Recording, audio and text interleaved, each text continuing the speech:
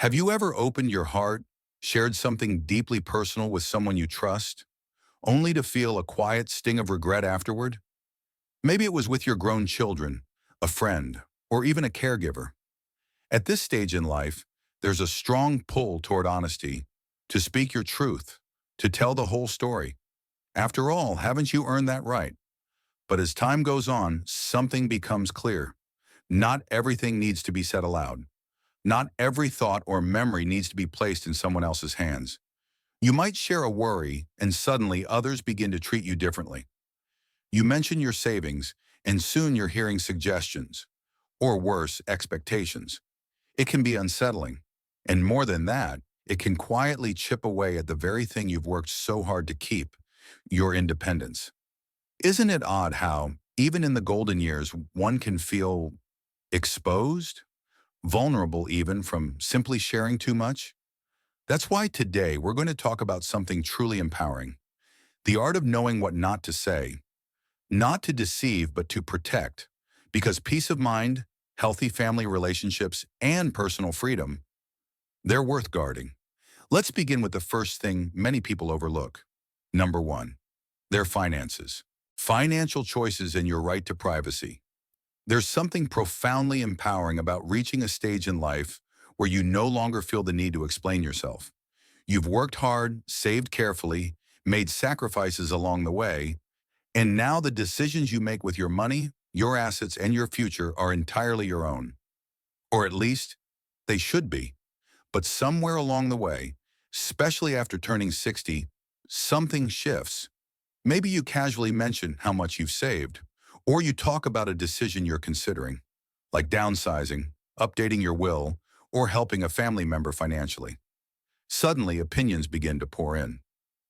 Why don't you move closer to us? Shouldn't you leave that money for the grandkids? You don't need that vacation, do you? At first, these suggestions might sound caring, but slowly they can begin to feel like pressure. And before you know it, you're second-guessing choices you once felt confident about. Why does this happen? Because when others know the full details of your financial life, they sometimes, even without meaning to, start thinking they should have a say in it. It's one of the most subtle yet serious shifts in later life. The feeling that your financial autonomy is slipping away, not by force, but by influence. That's why it's so important to remember this. You do not owe anyone a detailed breakdown of your bank account, your retirement funds, or your long-term plans. Not your kids, not your friends, not even well-meaning relatives. You've earned the right to make decisions based on what feels right to you. Whether that's gifting something to someone, buying yourself something special, or simply choosing to do nothing at all, that's your call. Protecting your financial privacy isn't about secrecy. It's about boundaries. It's about keeping your peace and avoiding unnecessary stress. It's about holding on to the independence you've built over a lifetime. And it's about reminding yourself, gently but firmly, that your choices are not up for public vote. Of course, this doesn't mean you need to walk the road alone. Trusted professionals, like a financial advisor, an attorney, or a designated power of attorney, can help you build a secure plan while respecting your privacy. But those conversations should be intentional and safe, not reactive or pressured. And yes, it's okay to say less. You don't have to explain why you're not investing in something. You don't have to justify why you're holding on to that savings account. And you certainly don't have to feel guilty for making decisions that prioritize your well-being. What's interesting is that the less you share, the more peace you often feel. The more you protect your private decisions, the more grounded you become. And isn't that what these years should be about? Living with grace, not tension. Moving with confidence, not confusion. So next time you feel the urge to explain your financial plans in detail, pause. Ask yourself, is this something I want to share or something I'm feeling pressured to explain? Because you deserve to protect what you've built. Not just the dollars and cents, but the freedom behind them. The quiet confidence of knowing you can choose, and choose well. Let your privacy be your peace. Let your decisions reflect the life you've earned. And above all, remember, you've made it this far not by accident, but by wisdom. You don't need anyone's permission to keep that wisdom sacred. Number two, minor health issues. When silence is self-care, it happens so naturally, doesn't it? A little ache in the knee, a few nights of restless sleep, or a headache that lingers longer than usual. As we grow older, these minor discomforts become part of the rhythm of daily life. And out of habit, or maybe out of a quiet longing to be understood, we begin to mention them in conversation. To a daughter on the phone, "I didn't sleep well again last night." To a neighbor, "This back of mine just won't behave lately." To a grandchild, "Grandpa's knees aren't what they used to be." It's said with a smile, a touch of humor, but over time, something subtle begins to shift. You start noticing worried glances. People interrupt you with, "You need to get that checked." Or suddenly they're rearranging your routines, limiting what they think you should or shouldn't do. Before you know it, a simple comment becomes a label. "She's not doing well. He's getting too fragile."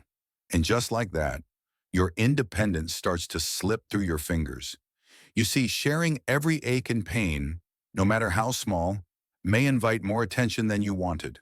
Not all of it helpful.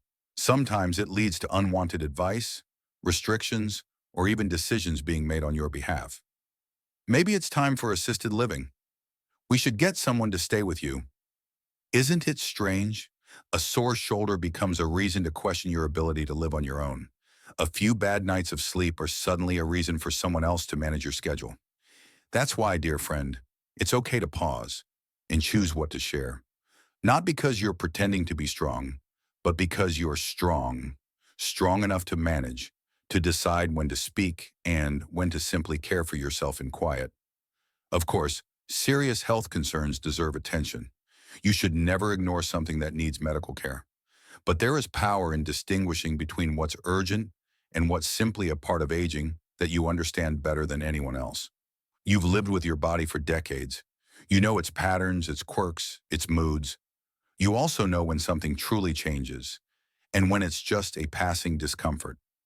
So maybe instead of mentioning that knee every time it aches, you stretch it gently, take a warm bath, and carry on. Instead of saying, "I'm not sleeping well again," maybe you try a new bedtime routine, quietly, confidently, because your health story is yours to tell, or not to tell. You don't owe constant updates to the world around you. You deserve space to heal, to adjust, and to live, without the fear of being treated as fragile or incapable. And most of all, you deserve to protect the part of your life that says, "I'm still in charge here." Let your silence be a form of self-respect. Let your strength speak louder than your symptoms. You are not your aches. You are your wisdom, your resilience, your grace. Number 3, family disagreements. When staying quiet brings peace, family, it's where your heart lives, full of love, memories, and sometimes a bit of chaos. As the years pass, you've likely watched your children grow into adults with lives of their own, raising kids, building careers, and yes, facing their own struggles. And naturally, because you love them, you want to help. When there's tension between siblings, trouble in a marriage, or decisions being made that affect the family, it's hard not to say what you truly feel. After all, you've seen more, lived more. Wouldn't your insight be valuable? But here's the quiet truth. Even the most well-intentioned advice can land in a way you didn't expect. You may offer a gentle thought, and suddenly one child says, "You're taking her side, aren't you?" Or a grandchild misunderstands your comment as criticism. Before you realize it, your words, spoken from love, have planted hurt where you meant to offer help. It's heartbreaking, isn't it? When all you want is unity, but your involvement seems to deepen the divide.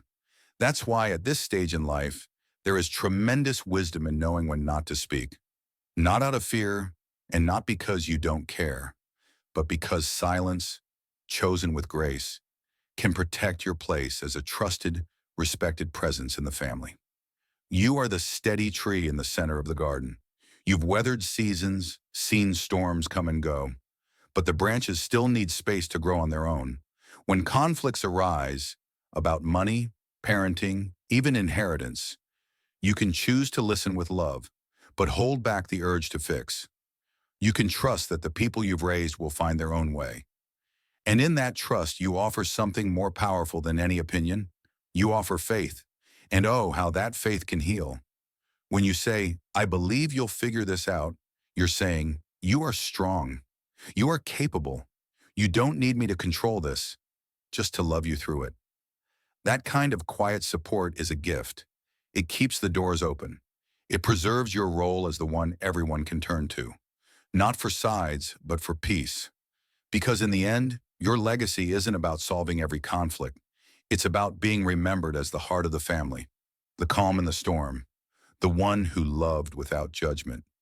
So next time a heated conversation starts swirling around you, take a breath, smile softly, and remember, sometimes the most powerful thing you can say is nothing at all. You are not less involved. You are more intentional. You are not walking away. You are rising above. And in doing so, you teach the next generation how to love with grace. Number 4, regrets from the past. Choosing peace over pain. As the years stretch behind you like a long, winding road, it's only natural for your mind to revisit the paths you've taken and the ones you didn't. Certain memories shine bright with joy, while others carry a quiet ache. The missed moments, the words left unsaid, the dreams left behind. They return in still moments, like whispers on a gentle breeze. You may find yourself thinking, I wish I had spent more time with my kids when they were young. I shouldn't have let fear stop me from chasing that dream. If only I had chosen differently. These thoughts come not from weakness, but from a heart that has loved deeply, lived fully, and now understands things it couldn't have known before. But here's the tender truth. When you share these regrets too openly with your children or grandchildren, the weight of your pain can become their burden. They might hear those words and quietly wonder, wasn't I enough? Or think, did I disappoint you somehow? Even when you don't mean it that way, your longing for the past can sound like sorrow for the present. But what if, instead of sharing regrets, you chose to reshape them into reflections of wisdom? Instead of saying, I wish I had, try saying, now I see how precious time really is. Let your lessons be a light, not a shadow. Let your honesty uplift, not weigh down. There's a difference between expressing your heart and handing someone a sorrow they didn't create. Because your family doesn't need to fix your past. They need to feel your love in the present. They need to know that who they are right now is enough for you. More than enough. And you, dear friend, deserve that peace too. You've carried your regrets long enough. You don't have to explain them all. You don't have to turn them into lessons for others to carry. You can let them rest. You can honor them silently and let yourself be free. Because this chapter of life, it's not about regret. It's about reflection. It's about grace. It's about looking back without pain and looking forward with softness in your heart. And yes, it's okay to keep some things just for yourself. Let your silence be kindness. Let your presence say more than any apology ever could. And know this, the love you give now is the most powerful healing of all. Number 5, full financial details. Why less can mean more. There's something deeply personal about your financial life. It's more than numbers in a bank account. It's a reflection of every hard choice you've made, every quiet sacrifice, every long day that led to a secure night. That money, those assets, that little piece of land, they tell your story. And that story belongs to you. Yet as we grow older, we may feel pressure, spoken or unspoken, to disclose everything. To our children, to a relative who's just trying to help, or to someone who asks kindly but persistently, so how much do you have saved? Maybe you think, they're family. I should be open. But here's the gentle truth. Even those who love you the most can begin to see you differently when they know everything. Suddenly, you're not a person making thoughtful choices. You become a source of future inheritance. Suddenly, your decisions are questioned. Why did you buy that? Do you really need to take that trip? Wouldn't it be better to help the kids out now? And just like that, the freedom you worked so hard to build becomes something others feel entitled to manage. Not because they're bad, not because they don't love you, but because full knowledge often invites opinions. And opinions, no matter how well-meaning, can feel like control. That's why you don't owe a full list of accounts, assets, or plans to anyone but those you choose. carefully, wisely, and legally. A trusted financial advisor, a designated power of attorney, someone who has proven they respect your wishes, not just your wallet. Because the truth is, not everyone needs to know everything. Not even your children. Not right now. Not until it truly matters. Protecting your financial privacy is not about secrecy. It's about stewardship. It's about honoring the life you've built and ensuring your decisions remain yours. And yes, sharing too much, too soon, can sometimes attract those who come closer for the wrong reasons. Not for love, but for what they think they might gain. That's a hard reality, but it's one we must gently face. Not in fear, but with wisdom. You can still be generous, still be loving, still support the people you care for deeply, but on your terms, in your time, with your voice leading the way. So let yourself hold back. Let yourself protect. Let yourself choose who gets to know and when. Because in the end, less is in secrecy. It's strength. It's peace. It's freedom. And you, dear friend, have earned every bit of it. There comes a time in life when you realize you don't need to explain yourself anymore. You don't need to share every detail to feel seen or give every opinion to feel valued. What a gift that is. To hold your story gently, to share only what brings connection, and to keep the rest as a quiet treasure, just for you, because you've lived long enough to know not everything said brings peace, and not everything shared brings closeness. Sometimes the most loving thing you can do for yourself and for your family is to choose silence with wisdom and intention. You are not withholding out of fear. You are protecting what you've built with care, your financial choices, your aches and pains, your deepest reflections. They are all part of the life you've crafted through courage, patience, and grace. And you deserve to move through these years not burdened by pressure or misunderstanding, but uplifted by the quiet confidence of your own choices. So take heart, trust yourself, and remember your life still belongs to you.